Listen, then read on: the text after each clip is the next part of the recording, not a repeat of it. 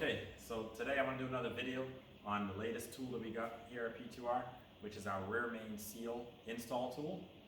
One's actually a two-part deal. We got the actual seal driver, or this is for putting in the rear main seal, and then we have our handle here. This handle is sold separate, but this handle will be used with a lot of our other tools that we continue to develop here as well too. You'll see it goes in. There's a spot to hold a screw on it, but I'm not actually going to use that here. It comes with the screw. But so what I have here, I have a J35 Honda block, and I got a new rear main seal right here.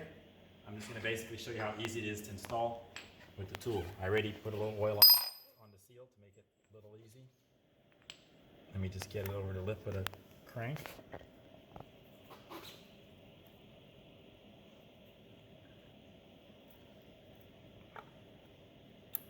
Sure that's in. All right. Okay. So this tool, you get the handle. All right.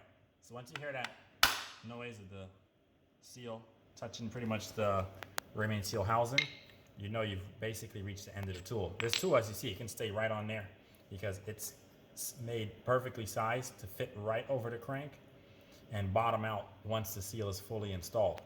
When you pull it out, you'll see you have the seal installed at the exact height that it's supposed to be installed at.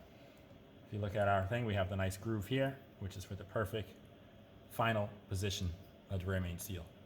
And that's how you use the new P2R rear main seal tool and handle. Thanks again.